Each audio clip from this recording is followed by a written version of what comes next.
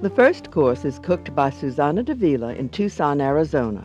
It's a hefty appetizer featuring poached chicken in adobo sauce and served with pads of prickly pear. Then an entree is presented by John Besh in Abita Springs, Louisiana. It is roasted lobster served with spinach, a potato galette, and chanterelle mushrooms. Finally, dessert is from Francois Payard's namesake in New York City. It's a flourless, intensely rich chocolate confection that the chef calls chocolate pudding cake. Cafe Poca Cosa is a popular operation in Tucson. The owner-chef is Suzana Davila. Born and raised in the state of Sonora in Mexico, she grew up appreciating good cooking. Since opening her restaurant in 1985, she's appeared in Gourmet and Better Homes and Gardens. Here's her chicken in adobo. First, we're going to put the chicken to cook so we can make some broth. And you just hit a chicken breast, a couple of those to make your broth. And for the broth, a little bit of carrots, some bay leaves, a little bit of onion, cilantro, and just to make a little bit of a broth here. Now the adobo sauce ingredients. Okay, so here we have some onions and some cinnamon, the green onions, scallions there, some roasted garlic, the bouillon, the bay leaves, a little bit of oregano, and of course the chilies. There will be a chile ancho and chile guajillo and chile pasilla. And on that one right there, I'm gonna get some onions, toss them in there.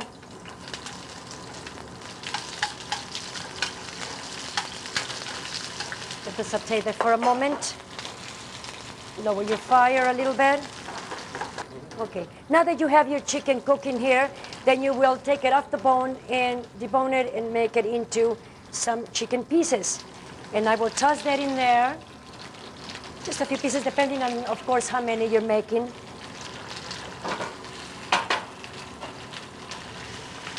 Going to saute that a little bit there. And let that cook slowly.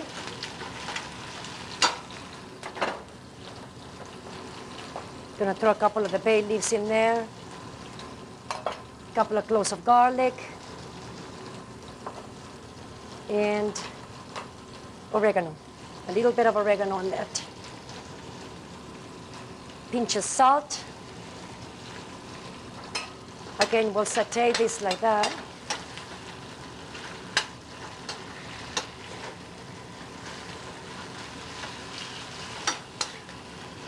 Let it cook slowly. Lower your fire. Teeny bit there. And we'll let it cook for a moment. In the meantime, we will go ahead and start preparing the ingredients for the sauce that I will be using for the adobo. The sauce is blended. Okay, now we will put all the ingredients that I was talking about in the blender. So I'll put a little bit of the broth in there, as you can see. It smells delicious. And put your broth in there. And then we are going to use the chilies that we have roasted and then softened. You will just take the seeds off of them and use those chilies just like they are right there and throw them into your blender. Take the seeds off as best as you can there. It's okay if there's some seeds in here. We'll do that like that. A little bit of garlic in there. And I love garlic, so we'll put a little bit more. And then we'll do a little bit of your chicken bouillon that you can put in there. And some scallions in there. It's a little bit of onions, a little bit of oregano, a touch of salt. And we are going to now get your tomatoes, your roasted tomatoes that we've been preparing right here. And some of your carrots as well, and you'll do the same. Everything will go into the blender. Everything will go into the blender. Your garlics like this that are being sauteed there. Tomato as well. Okay, there we go. Yum, yum, yum. What a mess the chef is making, but we love it. It tastes delicious like this. Now we put it in here with a little more broth, and you blend this. It's all together to have a voila, a fabulous, fabulous sauce. Now this sauce right here, I already have the pan, and we're gonna put a little bit of onions on that as well, and just a little bit of olive oil here. Your chicken by this time is already being very ready. So we're going to lower the fire on that. Saute that as well right here. And you're going to throw your adobo sauce that you have already cooked and you already put together and everything, and you will put it in a pan right here like that. And we will let it just come to a boil. Now that will be poured on your chicken, as you can see right here.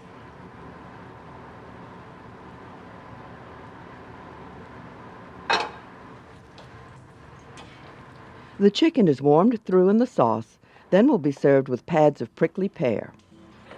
Okay, so with a little knife, you just take the pricklies out of them, such as like that. And they should all come off like that. Then you cut your edges all the way around, like such. Then you get your pads, you wash them very well, then you put them in to boil. And once they're boiling, and once they're ready, you throw that water away. It's just in water. You just throw that water away and redo it again. So put some more clean water in there, and you can do that. So your pad is ready to go, such as I have it right here in the plate, and you put that together there. And now we will use the chicken that has been cooking so fabulously and tasting so delicious, and it will be put on top of the pad here.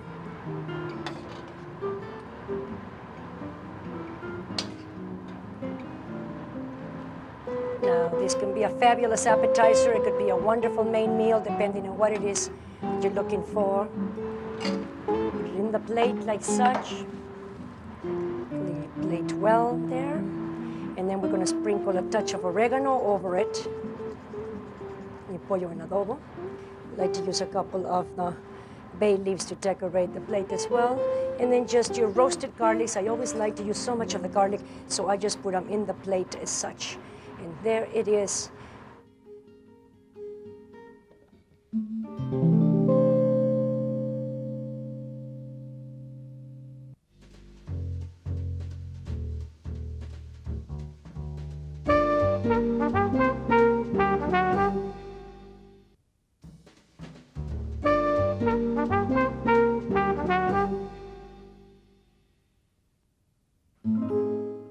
Artesia is an elegant little dining jewel in Abita Springs, Louisiana, on the north shore of Lake Pontchartrain. The executive chef there is John Besh. He received early training in France, Germany, and Switzerland, and often reworks Creole food with classical touches. Here's whole roasted lobster. It's begun by pan-roasting the claws first. They have already been cracked.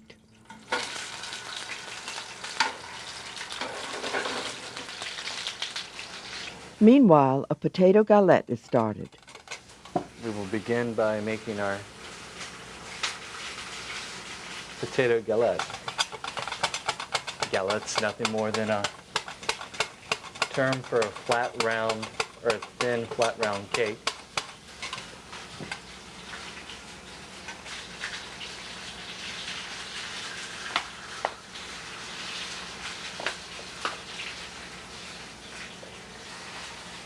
I just want to shingle these thinly sliced potatoes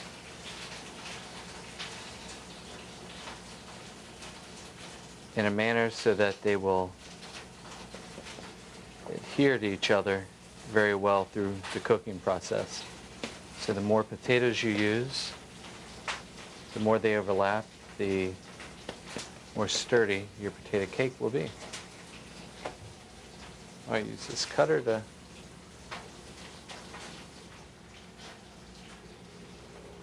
form the ring, the proper shape. At this point, we'll turn the lobster claws.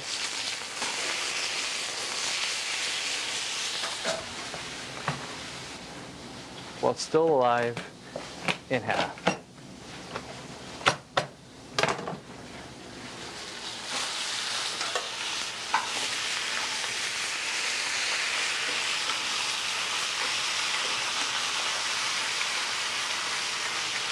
First, we'll place meat side down into the pan and sear.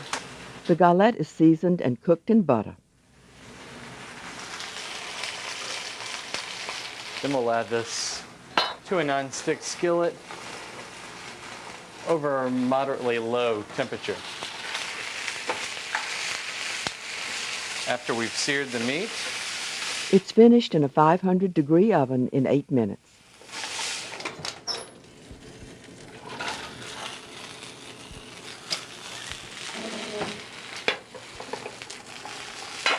this pan, I'll remove these lobster.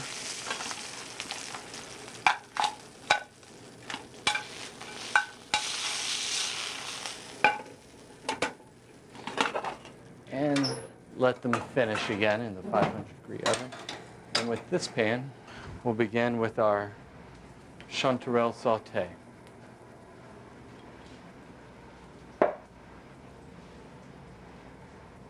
Using these fresh chanterelle.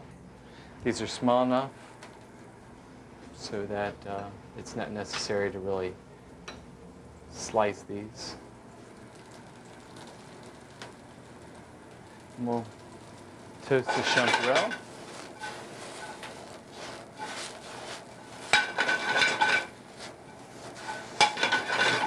And with the remains of that lobster fond, by using the same pot or the same pan that I've cooked the lobsters in, we have a lot of flavor, which is it's important to really stir this around and remove the fond from the bottom of the pot. That I'll add some shallot, and I'll deglaze this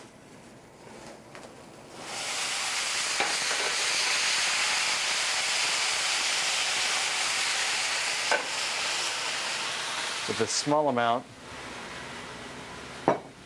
of Pinot Gris Verjus. Verjus is nothing more than the juice of the unripened Pinot Gris grape, or any grape for that matter. This recipe would specify for a Verjus of a white grape. It's the only stipulation. In another pan, spinach is wilted in olive oil. Shallot.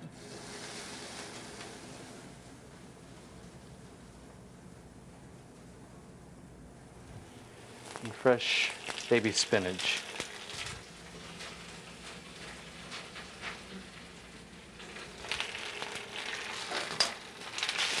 And in a warm pan, just toss this around.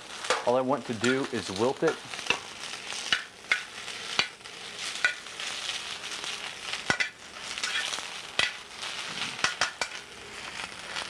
Season with salt, pepper.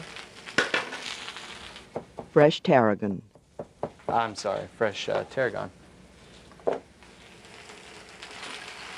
That's about a sprig of tarragon that's been minced. He lets the lobster cool after roasting. To clean the lobster meat from the lobster, it's very simple.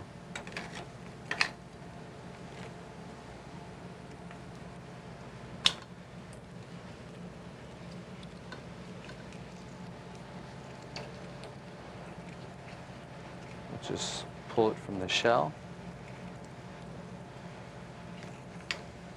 No extra seasoning is needed for this lobster. I like just the natural saltiness from the sea that a lobster has. To clean these claws, a good crack of the knife.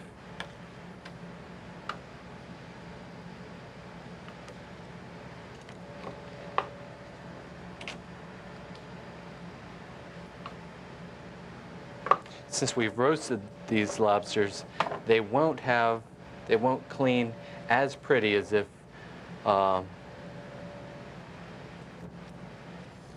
you just steam them. But they have an extremely intense flavor due to the roasting and the toasting of the shells. Actually, one little thing that I do like to do Just pour the remaining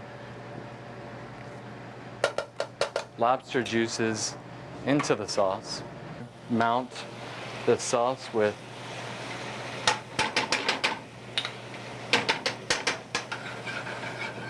a little whole butter. A ring mold is used for presentation, starting with the spinach.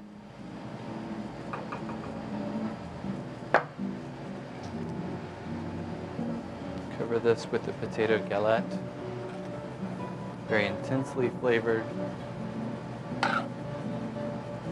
lobster sauce with local chanterelle mushrooms. To the top, a place of sprig of our fresh tarragon.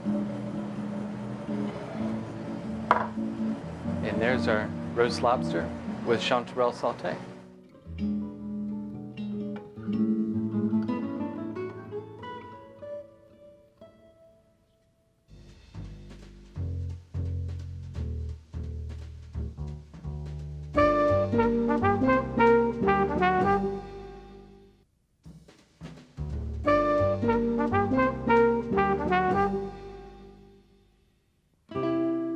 Francois Payard's restaurant in Manhattan is one of the hottest tickets in town.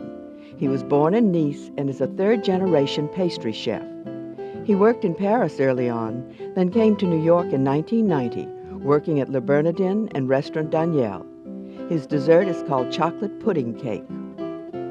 Crème anglaise is started with milk and reduced to vanilla extract. A little bit of vanilla extract.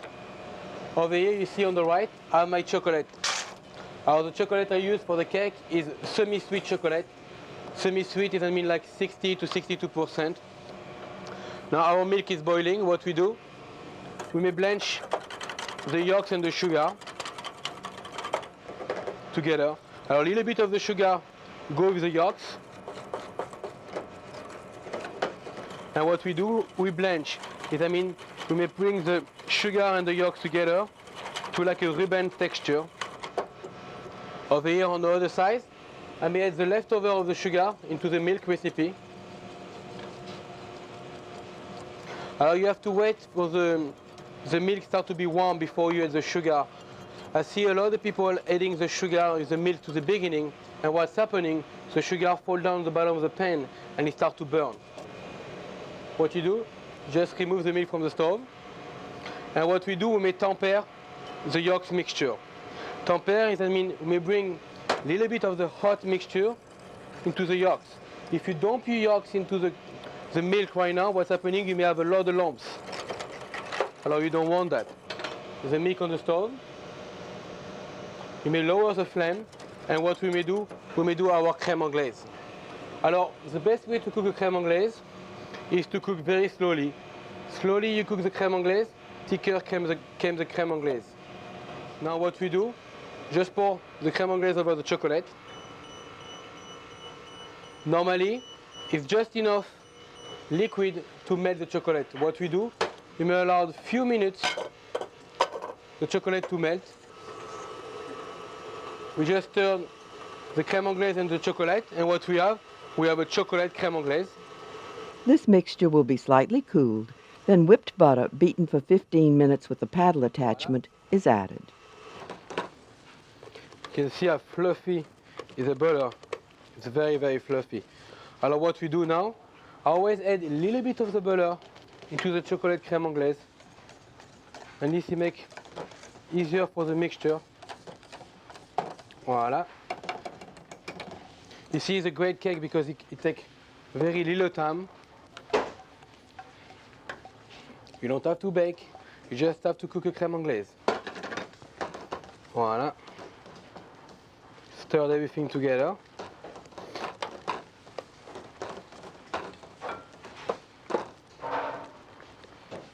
You make sure you have no more lumps of butter.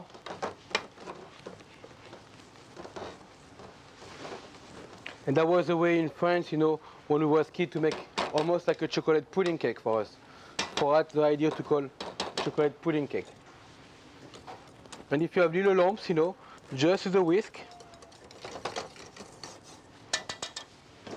Now what we do, very simple, You take your cake mold and you pour all your batter in the cake mold. The cake is frozen. And that should serve 6 kids, maybe 6 to 8. The finished product is unmolded. See, now you remove from the pan. And what we want, just bang side of the ring. Voila. See, just place on your dish. With a spatula, you make some little wave.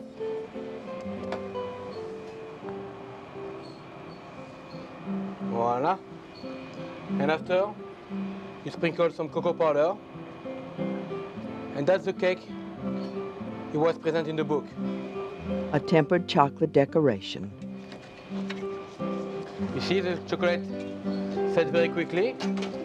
Right away, you burn the chocolate. You shape the chocolate the way you like. Voila. Now, you already have something different.